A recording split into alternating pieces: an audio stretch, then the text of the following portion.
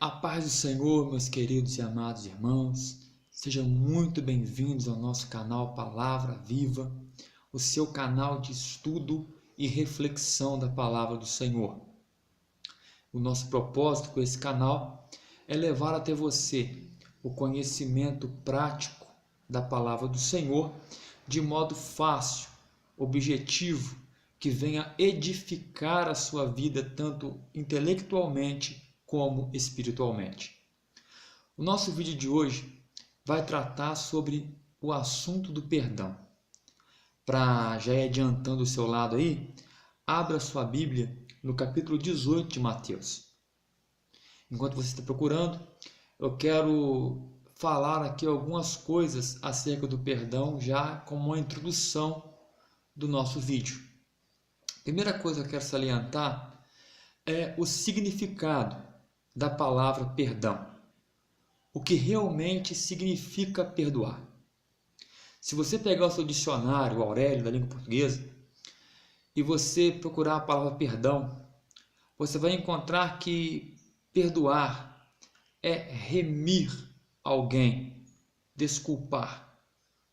Quando você procura a palavra remir, você vai encontrar uma série de significados, e dentre eles, dois que se aplicam ao perdão, que são libertar alguém que está preso, libertar alguém, e o outro é tornar esquecido.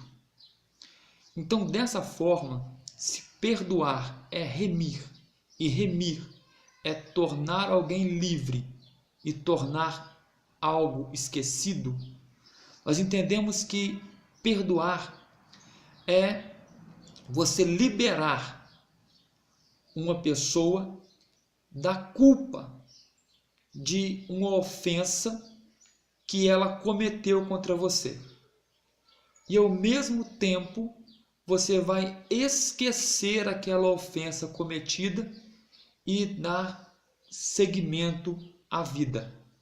Isso é o perdão. O nosso maior exemplo de perdão se chama Jesus. Jesus, ele é o nosso maior exemplo de perdão, porque durante todo o seu ministério, nós vemos na Bíblia Sagrada, em Mateus, Marcos, Lucas e João, Jesus perdoando diversas pessoas. Um exemplo clássico de Jesus perdoando alguém é aquela mulher adúltera, quando é levado a Jesus e os seus acusadores são confrontados por Jesus com as seguintes palavras: quem não tem pecado atire a primeira pedra. Todos se retiram. Você encontra isso em João 8. Todos se retiram e Cristo fala assim: onde estão os teus acusadores? Foram embora? Nem eu te condeno, mas vai e não peques mais. Cristo perdoou aquela mulher, porém dando a ela uma advertência, um conselho, para ela ir e deixar a prática da prostituição. Mas uma outra questão que coloca Jesus como nosso maior exemplo de perdoador é quando na cruz, sendo crucificado, ele clama e diz: Pai, perdoa-lhes, porque não sabem o que fazem. E um outro exemplo que coloca Jesus como nosso modelo de perdoador é que ele morreu na cruz para nos dar o perdão. Talvez você pode estar dizendo o seguinte: mas Euquias, Jesus não conta, porque ele era Deus, ele é Deus, e como Deus, ele é perfeito, então ele é perfeitamente capaz de perdoar. Meu querido, Jesus, ele é Deus, mas enquanto esteve aqui na terra, ele foi 100% Deus e 100% homem. Dessa forma, ele era um homem perfeito e um perfeito Deus. Então o exemplo dele conta sim. Mas, se você folhear a sua Bíblia você vai encontrar vários exemplos de homens comuns, como você e eu, que também foram perdoadores. Vou citar dois. Se você pegar a sua Bíblia e abrir em Gênesis, a partir do capítulo 37, você vai encontrar ali a história de José. Todos nós conhecemos a história de José e sabemos que ele foi vendido pelos seus irmãos, escravizado no Egito,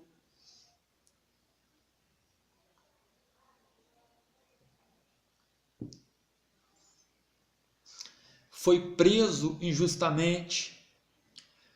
Com o passar do tempo, ele interpretou o sonho de Faraó, foi elevado ao posto de governador e se concretizou ali os sonhos que ele teve lá no início na casa de seu pai, por causa dos quais ele foi vendido.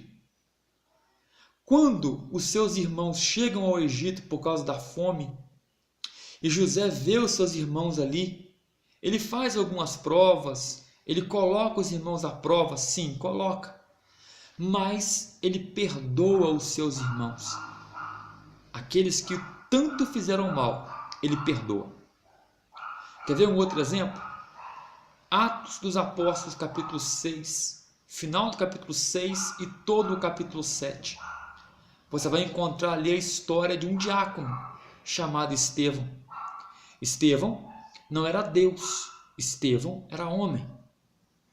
E ele estava pregando, os seus ouvintes ali, o seu público, não suportou a pregação que ouviram, pegaram Estevão e levaram para fora da cidade a fim de apedrejá-lo.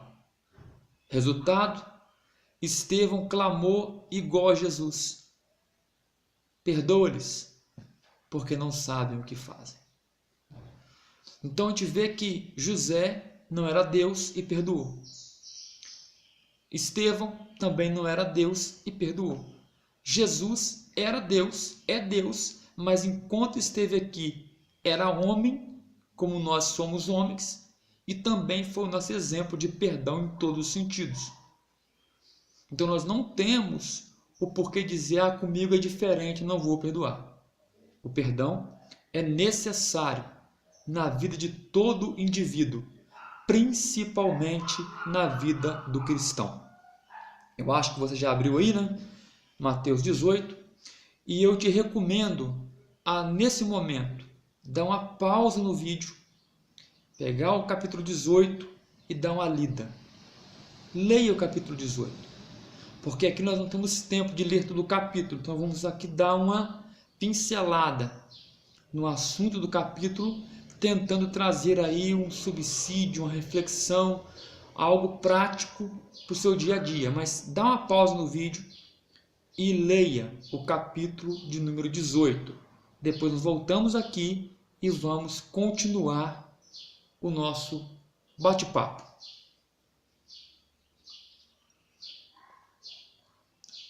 Creio que você já leu. E eu queria aqui enfocar com você apenas o versículo de número 35, que é o versículo final do capítulo 18. O versículo de número 35, ele nos diz assim: assim também vos fará o vosso Pai, se de todo o coração não perdoardes aos irmãos as suas ofensas. A gente vê que o capítulo 18 ele está falando sobre perdão. E eu queria trazer em rápidas palavras, não vai demorar muito, uma explanação do capítulo 18. O capítulo 18 ele começa com um assunto que parece não ter nada a ver com o perdão, mas tem. Ele termina com uma parábola falando sobre perdão. E se você pegar e ler, como você já leu, o capítulo 18 com calma, você vai entender que os assuntos estão caminhando rumo ao assunto do perdão.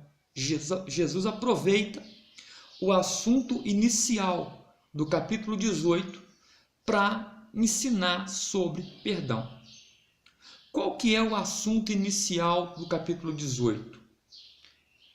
Os seus discípulos chegam para Jesus e perguntam: Mestre, quem é o maior no reino dos céus?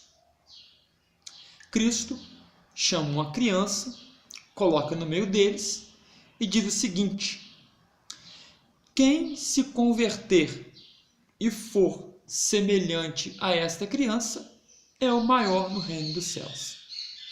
Então Jesus, ele aproveita a pergunta dos discípulos para dar uma lição de humildade, porque uma criança é exemplo de humildade, de pureza. Porém, o que me chama a atenção é o seguinte: não está no texto, mas está na entrelinha do texto. Para eles chegarem até Jesus, para perguntar quem era o maior, é porque entre eles deveria estar havendo uma discussão sobre esse assunto, sobre quem é de fato o maior. Uma discussão. Eles estavam talvez conversando ou discutindo, não sei, mas o assunto com certeza estava acontecendo entre os 12 discípulos, 12 apóstolos, e eles estavam ali meio que se engalfinhando na tentativa de saber quem era o maior. A maneira de saber quem é o maior no reino é perguntar para o rei. Foram até o rei, que é Jesus, e Jesus aproveitou a situação e deu para eles um ensinamento de humildade.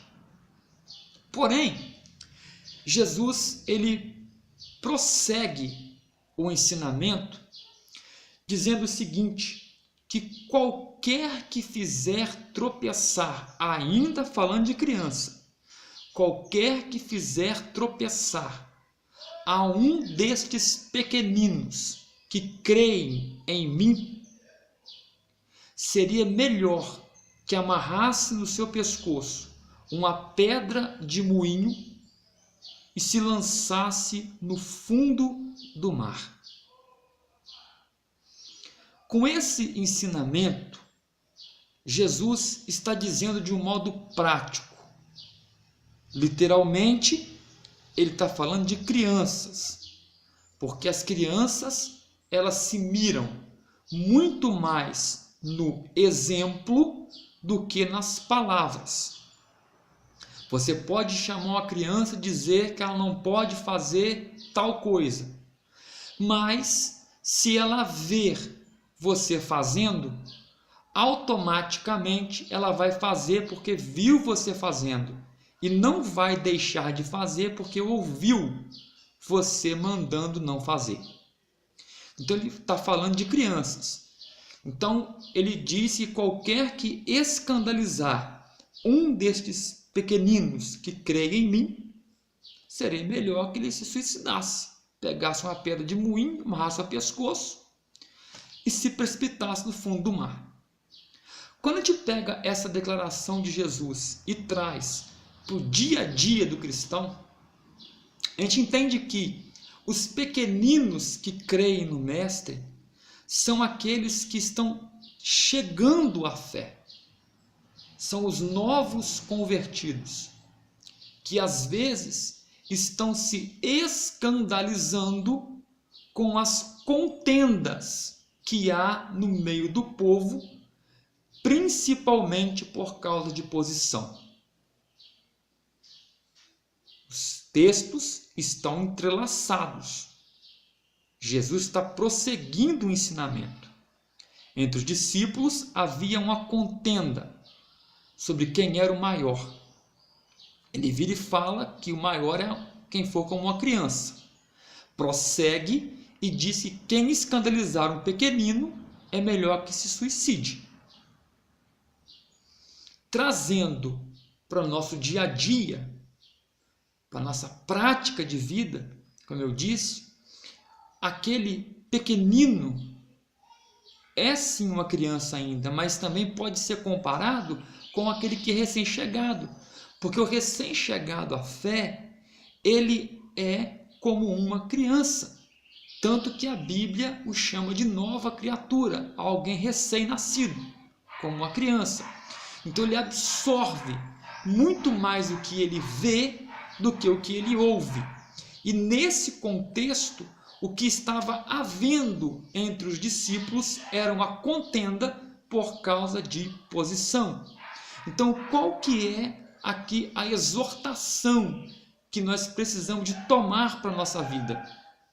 Deixemos de pensar em nós mesmos e passemos a olhar para quem está à nossa volta. Porque às vezes, na busca do auto-benefício, na busca da autopromoção, nós acabamos atropelando, escandalizando, impedindo alguém de perseverar na fé por estar vendo um mau comportamento na nossa vida. Porém, Jesus continua. Ele sabe que essa resposta não resolveu a contenda, não resolveu o problema, porque talvez entre os discípulos ficou algum resquício de alguma palavra mal falada no momento da contenda. E aqui eu quero abrir um parênteses para dar um conselho. Eu tenho ouvido muito, até mesmo no próprio YouTube, mensagens, e já foram 3, parece que eu ouvi, aonde o pastor ou o pregador, ele dá o seguinte conselho: no momento de raiva, de ira, fique calado, porque você não tem controle sobre o que você vai falar com o outro. Então você vai acabar o quê? Aborrecendo o outro, entristecendo o outro, e depois você esquece que aborreceu, se esquece que entristeceu, porque você fez a ofensa no momento de ira, no momento de calores à flor da pele. Então, dessa forma, Cristo, sabendo que poderia haver ainda esse tipo de sentimento no coração de alguns, gerado por uma discussão à flor da pele, por causa de uma questão de posição, ele vira e introduz um assunto, ele continua o assunto, introduzindo ele na esfera do perdão. Ele vira e fala o seguinte: se o teu irmão pecar contra ti, vai tu a ele só. Se ele te ouvir, você ganhou o seu irmão. Se ele não te ouvir, o que você faz?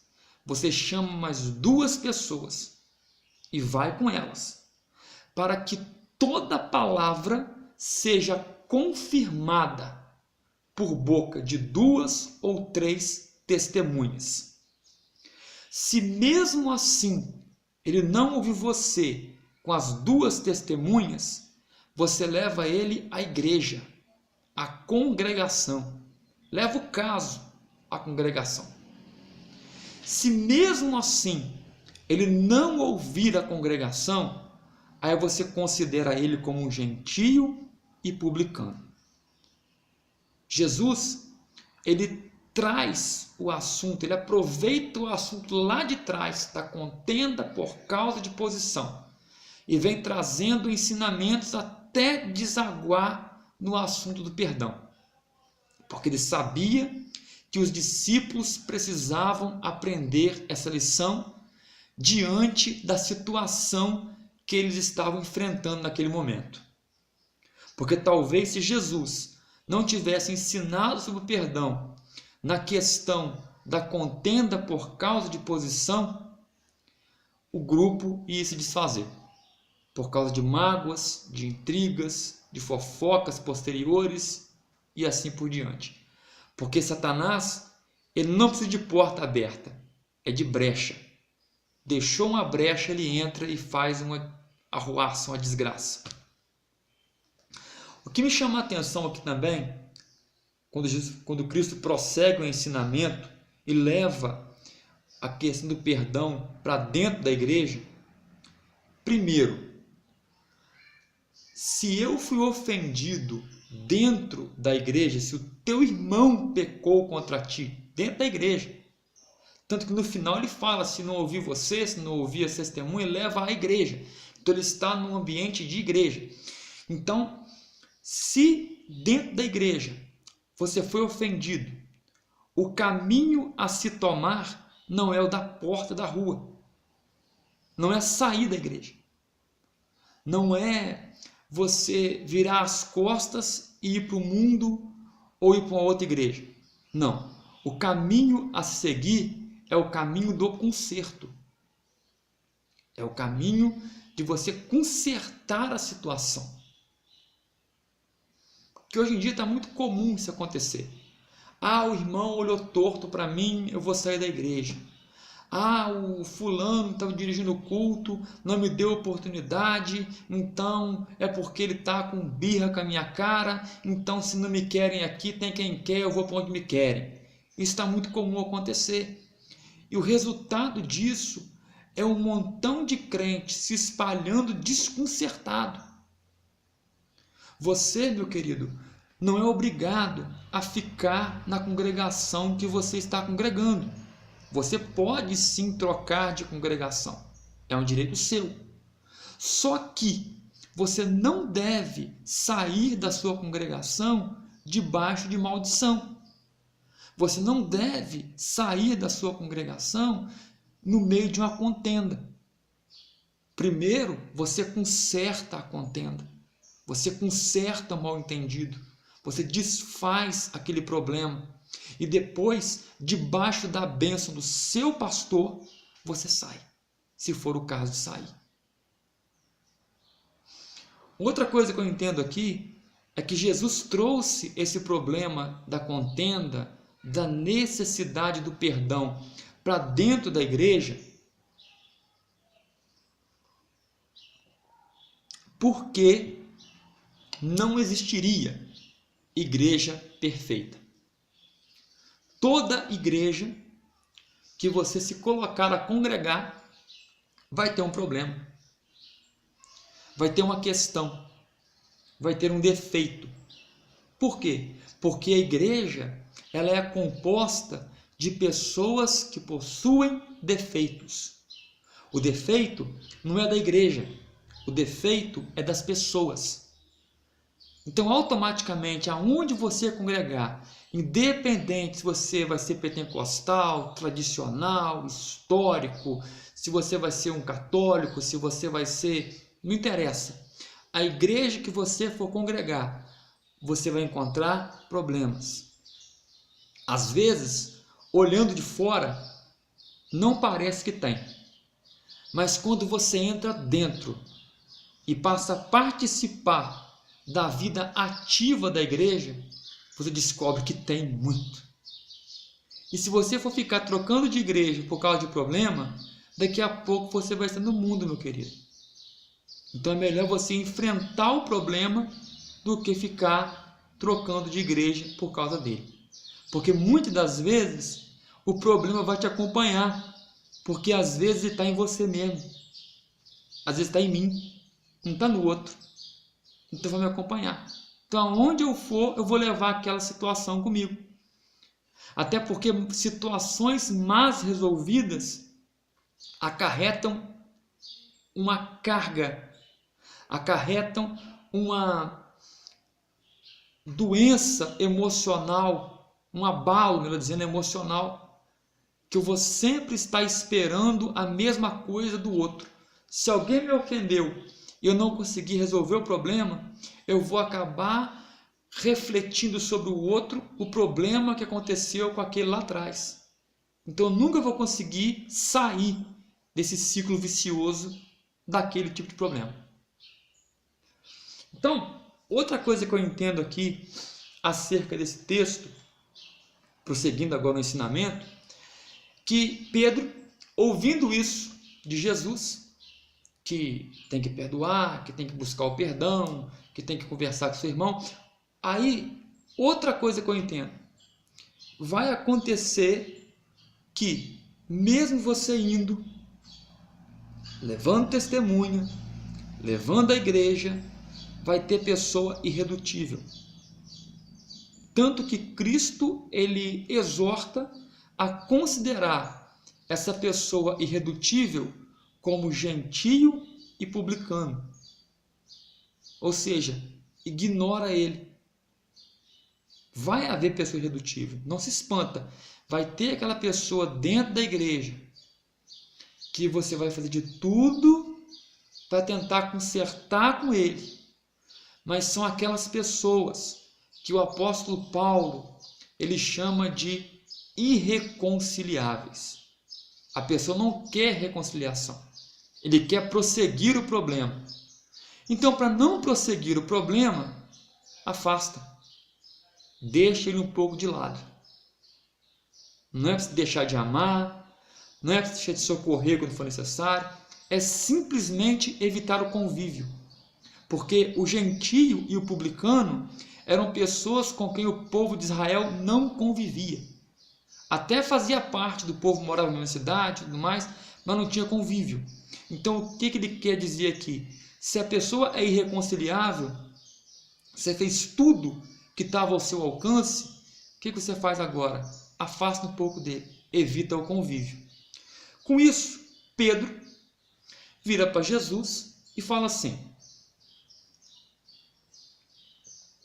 Mestre, até quantas vezes eu devo de perdoar o meu irmão quando ele me ofende? 7 vezes? Segundo alguns estudiosos, a tradição rabínica dos judeus dizia que perdoar 3 vezes por dia tá bom. Se uma pessoa te ofendeu 3 vezes no dia e você perdoou, já tá bom. Mais de 3 não precisa. Então Pedro vira e propõe 7 vezes. Se a pessoa me ofender 7 vezes por dia, tá bom de perdoar? Ele coloca acima da tradição dos rabinos. Porém, Jesus, aí alguns dizem que Pedro com isso queria dizer que era uma pessoa compassiva. Não quero aqui me atrever a julgar o que está no coração de Pedro, mas a questão é que ele propôs 7 vezes. E Cristo vira e fala o seguinte com ele: Pedro, eu não te digo que até 7, mas 70 vezes 7. Aí você é uma pessoa muito boa de matemática, já multiplicou aí e já sabe que 70 vezes 7 é 490. Aí você fala, então se uma pessoa me ofender até 490 vezes, eu tenho que perdoar. Isso aqui é uma hipérbole de Jesus. A princípio é uma hipérbole. Imagina uma pessoa te ofender a mesma ofensa 490 vezes no dia. Isso é quase impossível de acontecer. Então, o que Cristo de fato está querendo passar para Pedro é que o perdão ele tem que ser ilimitado. Sempre que for requerido, ele tem que ser dispensado. Eu não tenho limite para perdoar. Eu não tenho uma condição, não. Eu perdoo você até tantas vezes. Se você fizer mais do que isso, me esquece. Não. É ilimitado. Enquanto houver a pessoa ali te pedindo perdão, você como cristão vai perdoá-lo. E isso é um outro motivo pelo qual Jesus trouxe o assunto do perdão para dentro de um contexto de igreja. Porque a igreja ela tem que ser formada ao caráter de Cristo. A igreja ela tem que espelhar Jesus. Imagina se Jesus fosse colocar limite na quantidade de perdão que Ele libera para mim e para você, digo por dia não, por semana, ou por dia mesmo, se fosse colocar limite nisso aí, será que nós teríamos ainda comunhão com Deus? Não, o perdão de Cristo, ele é ilimitado. Sempre que nós errarmos e nos arrependermos, Jesus está ali para nos perdoar. Então é esse tipo de perdão que Ele quer ensinar para nós, um perdão ilimitado. Outra coisa que me chamou a atenção é a quantidade que Jesus ele usa com Pedro. Ele não fala 7 vezes 80, 7 vezes 90, 7 vezes 50, que daria o mesmo sentido de ilimitado. Ele usa exatamente a expressão 70 vezes 7. E isso me deixou curioso. E eu descobri que esse número, 70 vezes 7, ele só se repete mais uma vez na Bíblia, que é lá em Gênesis. Gênesis capítulo 4, a partir do versículo 23, que está ali falando da genealogia de Caim, e chega num homem chamado Lameque. Lameque, se você puder dar uma outra pausazinha aí lá e ler o texto, vai te ajudar a compreender. Gênesis 4, do 23 em diante. Lameque, ele foi o primeiro bígamo da Bíblia. O primeiro homem a ter 2 mulheres, Ada e Zila. Um dia ele chega em casa, chama suas mulheres e fala o seguinte, lembrando que ele era da linhagem de Caim, homens que viviam segundo o curso do pecado. Ele chega para as mulheres e fala o seguinte, mulheres de Lameque, matei um jovem porque me feriu e o outro porque me pisou.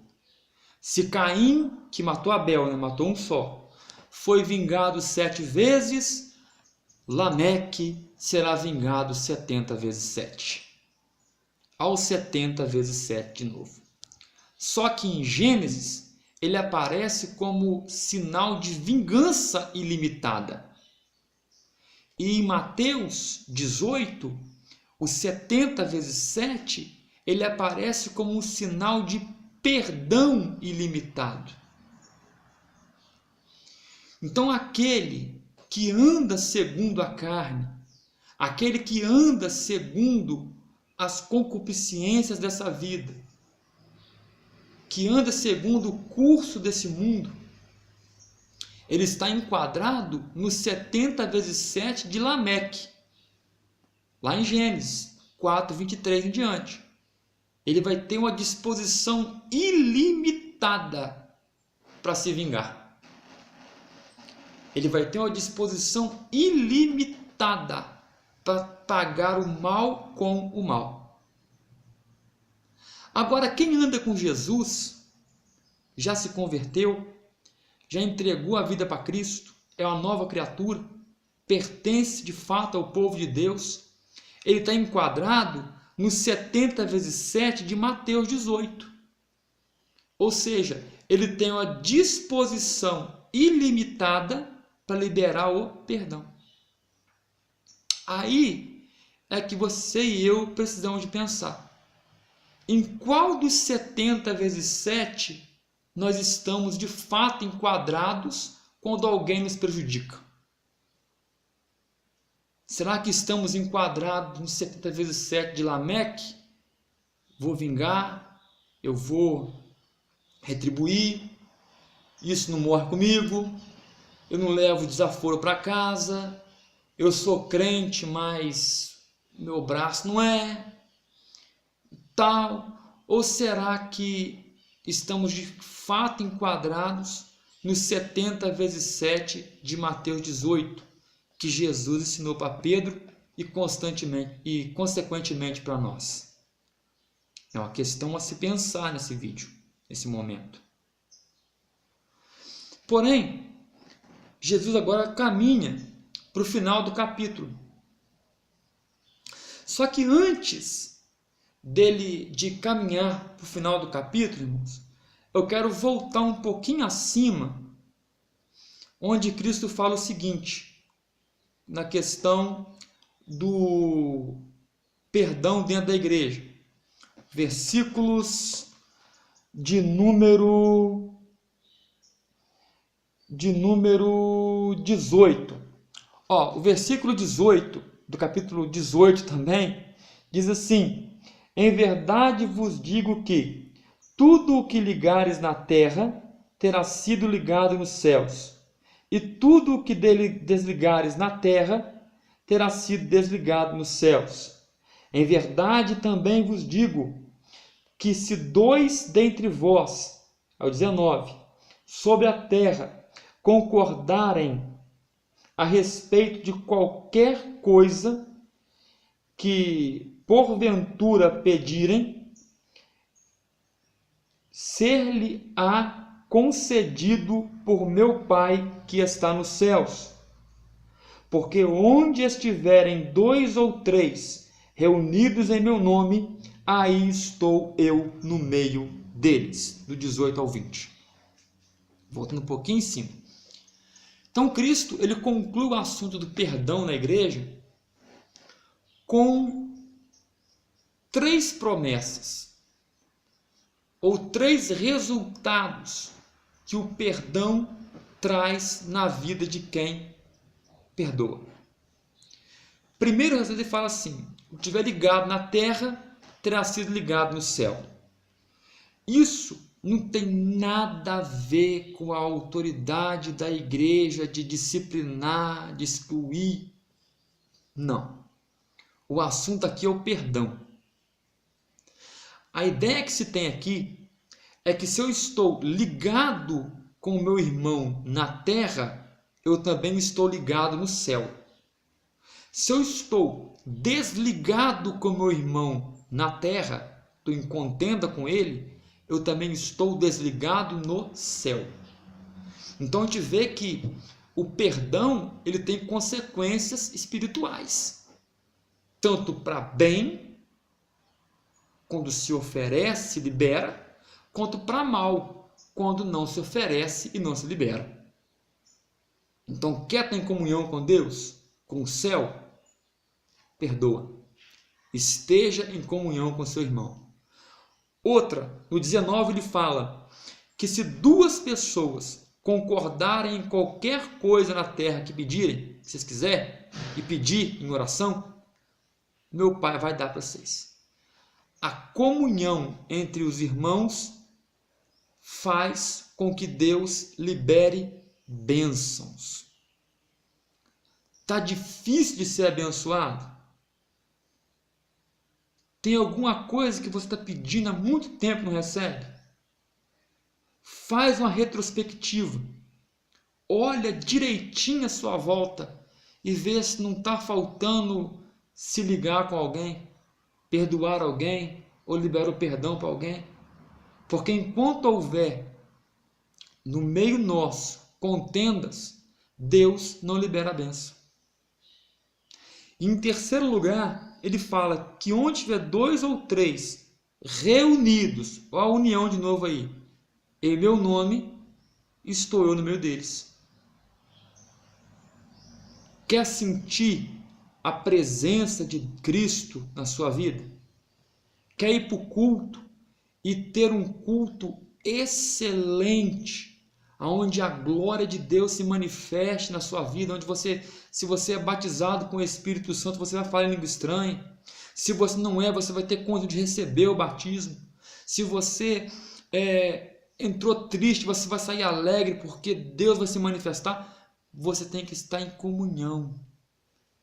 Não adianta você querer que Cristo, ou eu querer que Cristo se manifeste no nosso meio, durante o tempo do nosso culto, se não estou olhando no rosto do meu irmão, se não estou concordando com o irmão estar ocupando o posto tal, porque o posto tal tinha que ser meu, não vai adiantar. Cristo só vai atuar no meio da igreja, no ambiente de culto, se houver comunhão entre os irmãos. E agora, voltando aqui para o texto, como eu falei que Cristo estava caminhando para o final da coisa, do versículo 23 ao versículo 35, Jesus ele conta uma parábola para trazer aí uma motivação ao perdão, para trazer luz sobre o assunto, de modo que os discípulos ficassem totalmente esclarecidos, e nós também, tanto que ficou escrito na palavra do Senhor. E a parábola ela é intitulada como a parábola do credor incompassivo. Essa parábola ela é muito conhecida e ela é muito simples, porque ela tem apenas um assunto, que é o perdão. Ela não subdivide, os personagens dela não podem ser interpretados isoladamente, até porque, aqui vai uma dica, nunca interprete nada com relação à Bíblia de modo isolado, sempre busque o contexto, sempre busque entender o todo. Se você não está entendendo, procure referências, procure textos similares, mas nunca interprete isoladamente. Então essa parábola, ela é uma parábola até simples. A parábola é a seguinte, creio que você já leu, mas só para te recapitular aí na mente. A parábola é a seguinte: um rei resolve ajustar contas no seu reino. Ele começa a chamar servo por servo para ajustar contas. Por quê? De acordo com o costume da época, os servos de um rei, os seus soldados, os seus comandantes, os servos de um rei, eles tomavam do rei ou do reino quantias emprestadas, adiantamentos, digamos assim, do seu salário. E o rei então resolveu fazer nos dias de hoje um balanço de caixa. Ele percebeu que havia servos que não haviam pago o tal adiantamento, o tal empréstimo, estavam devendo o rei. E Jesus cita um desses servos como que devendo 10.000 talentos. A quantia que isso significa hoje não interessa. Talvez seria uma curiosidade. Como curiosidade, no comentário Beancon diz que seria cerca de 10 milhões de dólares, cerca de entre 30 e 40 milhões de reais. Uma dívida bastante. Ele chega, declara para o rei que não tem como pagar aquilo. O rei vira e dá a seguinte ordem: pega ele, a mulher dele, os filhos dele, a casa dele, tudo que ele tem, e vende para que a dívida seja paga.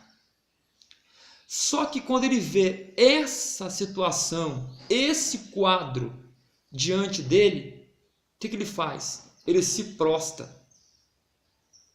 Ele se prostra. Aí eu quero dar uma pausa na parábola, abrir um parêntese, só para dar o seguinte conselho: quem precisa do perdão vem por baixo e não vem por cima.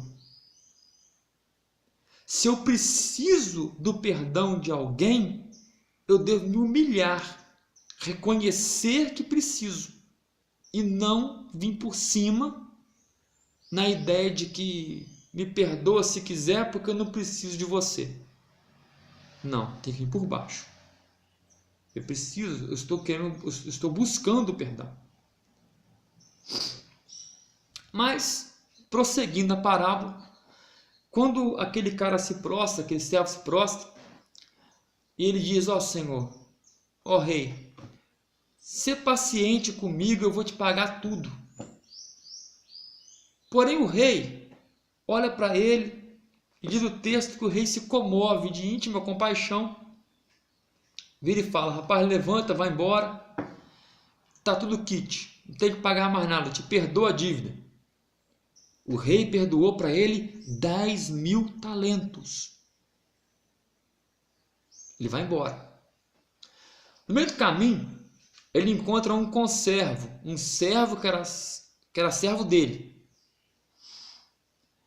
E aquele servo dele devia a ele 100 denários, que a título de curiosidade, segundo o mesmo comentário Bianco, é em torno de 20.000 dólares. Olha a diferença, 10 milhões para 20.000. Tudo bem. E ele, diz o texto, que ele agride aquele homem, enforca, ele sufoca, ele imprensa aquele homem.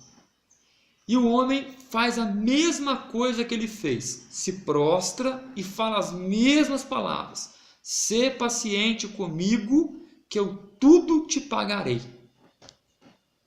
Eu acho, isso aí já é um achismo meu, tá? A Bíblia não diz, não achei isso em texto nenhum, mas eu entendo que esse servo pegava do rei emprestado e dividia com meio de agiotagem, a juro alto.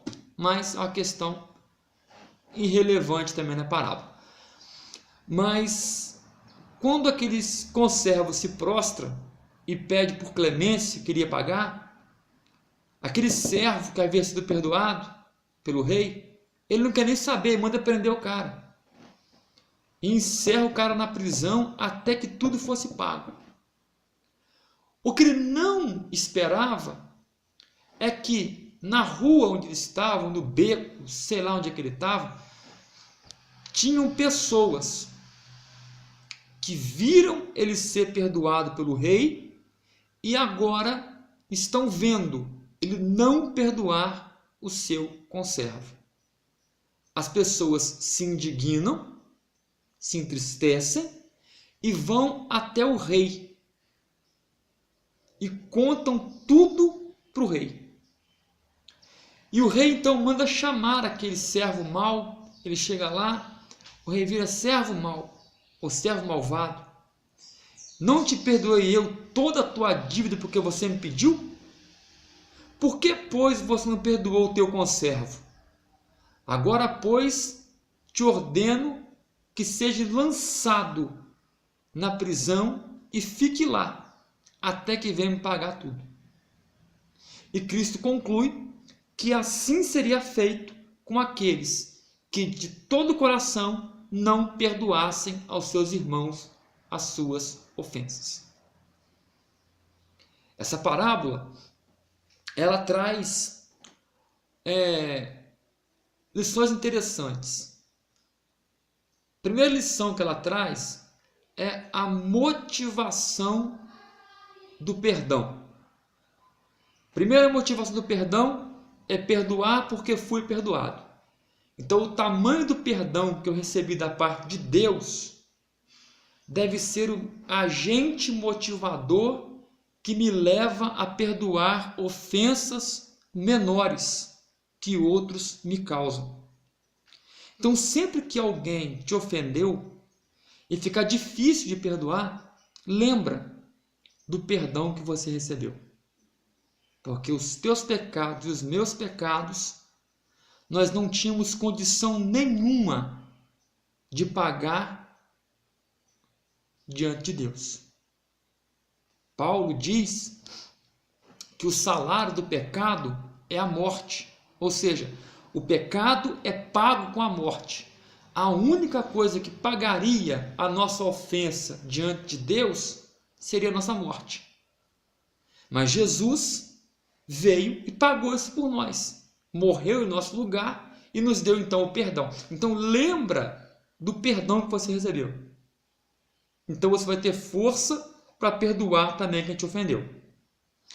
Outra coisa, outra motivação que eu vi aqui na parábola é o resultado que a falta de perdão trouxe para aquele servo malvado.